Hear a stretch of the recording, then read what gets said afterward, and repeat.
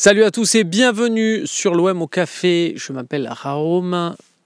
Ouais, c'est ça. Je m'appelle Romain Canuti. Je suis ravi d'être avec vous pour cette émission, pour échanger sur l'actualité de l'Olympique de Marseille, pour répondre à vos questions. C'est l'objet de la première partie. En 2, on fera un focus. Et en 3, je répondrai à vos appels. Et je regarde de suite. J'ai vu un message de Loul, je crois, qui disait ouais, on peut jamais vous joindre. Voilà, Loul 1732, salut, on peut jamais vous joindre pour la dernière partie de l'émission, ça marche jamais, on peut essayer de régler ça. Loul, regarde bien, là va s'afficher très vite le numéro.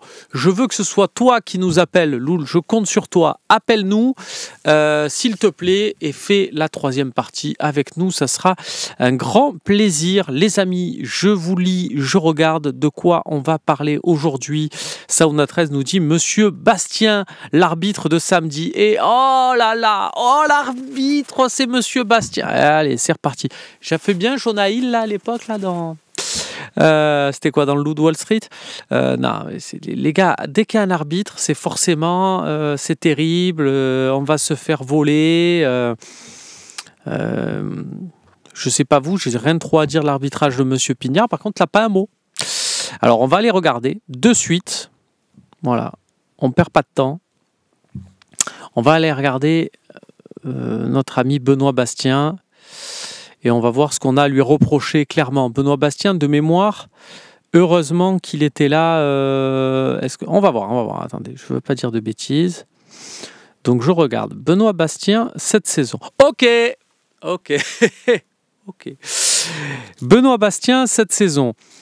Il nous arbitre à Brest. De mémoire, le penalty sur Cornelius, il est très light en tout début de match. Heureusement, Rouly l'arrête. Mais... il avait été sifflé et c'était très light. C'est surtout l'arbitre de Lyon-Marseille avec l'expulsion. Ok, Sauna 13, il n'y a pas de souci. L'expulsion en début de match de Balerdi, on s'en souvient tous, qui était scandaleuse. Je regarde un peu ce qu'il a fait la saison dernière, notre ami Benoît Bastien. Alors, il nous a arbitré... il nous avait arbitré lors de notre défaite à Monaco, de mémoire RAS, à Lens, à Lyon, oui, que des défaites contre Paris, que des défaites où il y avait trop rien à dire. La défaite contre Paris, de mémoire, il expulse Beraldo en fin de première. On était assez content de cette décision-là. Mais il y avait un petit truc sur le but qu'on encaisse, donc ça s'équilibre aussi. Bon. Même pas. C'est vrai que de tête, même pas. Mais je voulais revoir quelque chose sur Benoît Bastien, parce que pareil, donc ce match nul à Rennes, victoire à Monaco avec... la fameuse victoire à Monaco avec Tudor, c'était lui. Le coup franc à la dernière minute. Et il nous avait mis bien. Rappelez-vous le but de Kolasinac, Payet qui va chercher une belle faute. On s'était dit, ouais, c'est à l'expérience. Si ça arrive contre nous, on aurait été fou furieux. Donc il faut savoir s'en rappeler aussi. Mais je veux voir, parce que de mémoire, Benoît Bastien était l'arbitre du Nice-OM... qui n'avait pas été reconduit. Ok. Et il nous avait aussi expulsé Hakimi lors d'un OM PSG, un carton rouge direct de mémoire, où certains arbitres n'auraient pas dégainé le rouge, surtout contre le PSG.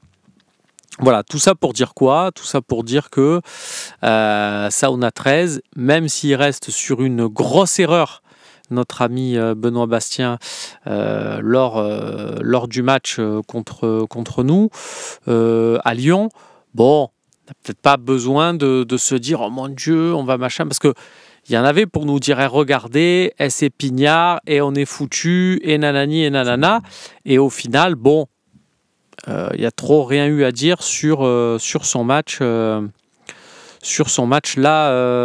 de samedi.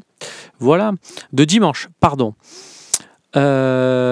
OM13 nous dit, il n'y a pas un jeune du centre de formation en défense parce que Kondogbia Cornelius, c'est cataclysmique.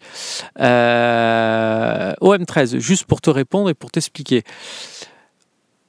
On demande à un défenseur dans les centres de formation, là tu voudrais qu'on sorte un craquito, parce que je te rappelle qu'avec ce que demande De Zerbi, un mec comme Lilian Brassier a totalement coulé sous la pression. Donc là, il nous faudrait vraiment un monstre de chez monstre pour jouer à ce poste-là. Donc ça va être très compliqué. À mon avis, il vaut mieux pas compter dessus, c'est rendre service à personne. Charlie Goyard nous dit, Monsieur Bastien, c'est comme avec Turpin, le bilan des victoires est catastrophique. Oui, je veux bien, Charlie, mais voilà, on est remonté, on l'a fait, le petit historique. Il était l'arbitre à Lyon quand on perd 2-1 avec Sampaoli.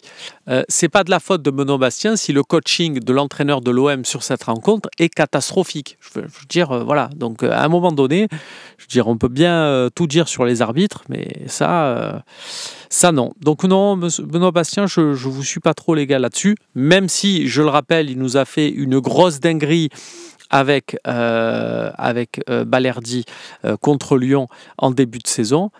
Et voilà, on se calme. Voilà. Je regarde un peu vos messages, les amis.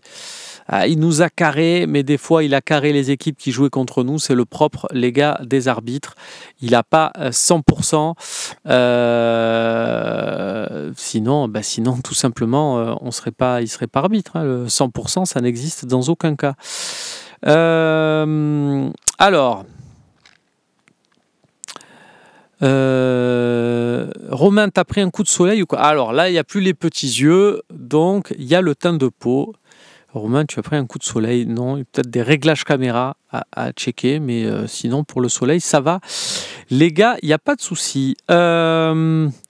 Ocampos garde un très bon souvenir, nous dit Bino OM, de Benoît Bastien. Rappelle-moi, Bino, rafraîchis-moi, je ne sais plus exactement sur quel match ça s'était passé. Tu te rappelles pas de Nîmes OM, le péno flagrant sur Germain Romain? La VAR, il veut pas regarder. Oui, Charlie, je m'en souviens. C'était en 2018. Nous sommes en 2025. C'était il y a 7 ans. 7 ans.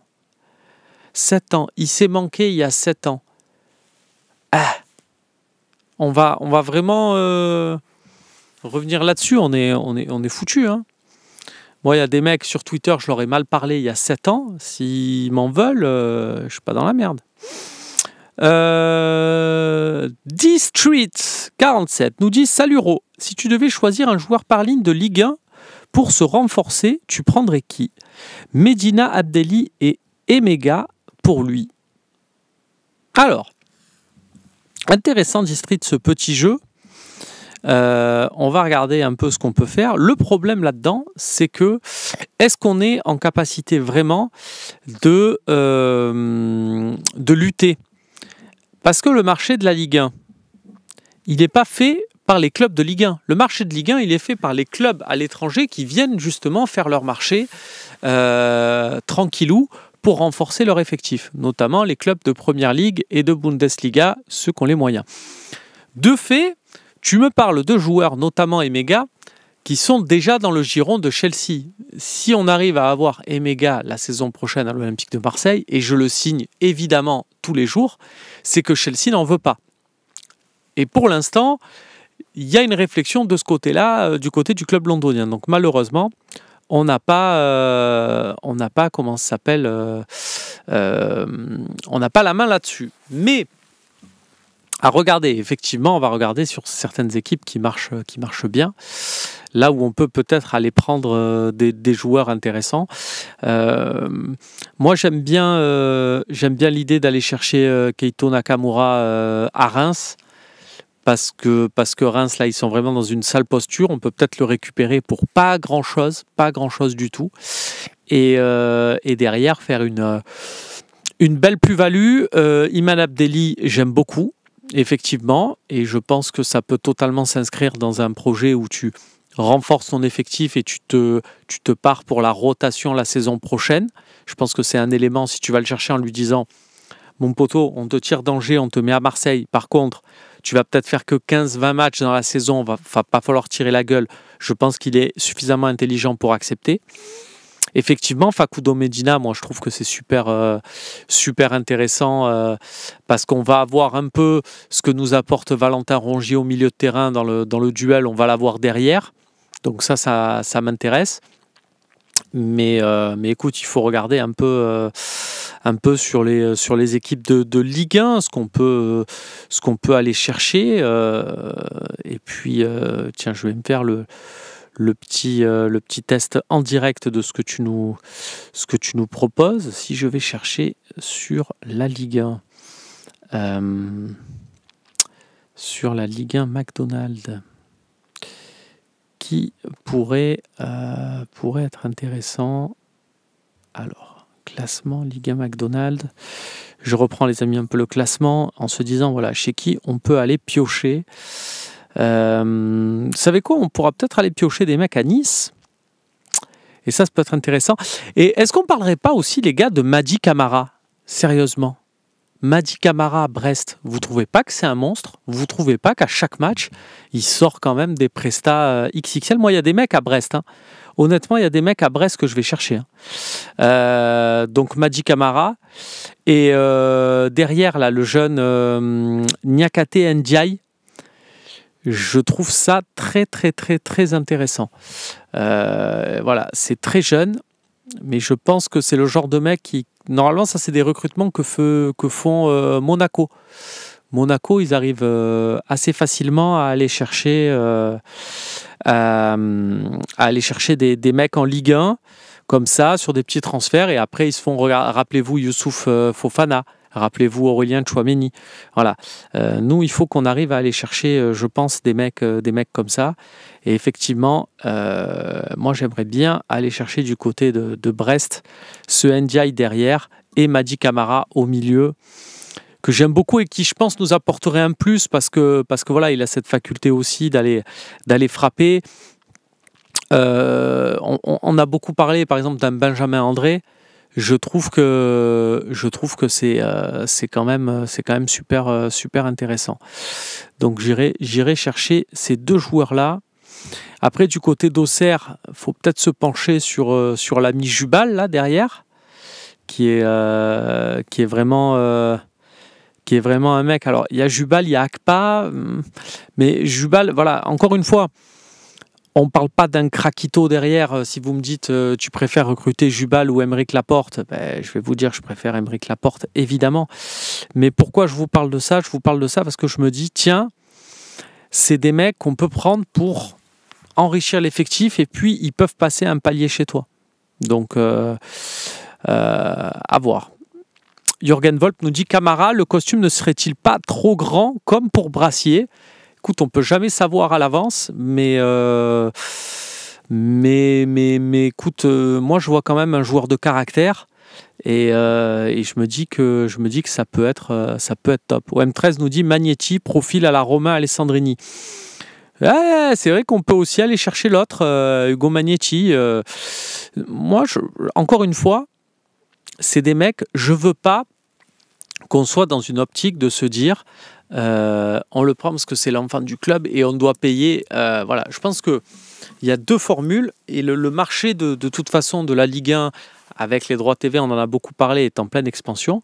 On ne peut plus surpayer. Voilà. Il y a quelques années, on a acheté Valentin Rongier 15 millions d'euros, alors avec des conditions d'achat particulièrement avantageuses pour nous, parce que c'était un prêt avec option d'achat et compagnie. C'est peut-être pour ça d'ailleurs qu'on l'a payé ce prix-là, faut le prendre en compte. On paye parce que voilà, il y a des conditions. Il n'y a pas un joueur où je vais vraiment mettre entre guillemets le prix fort, où on va payer parce qu'il nous faut que ça soit lui coûte que coûte. On a des dirigeants qui ont des yeux sur de nombreux championnats, donc on prend les mecs.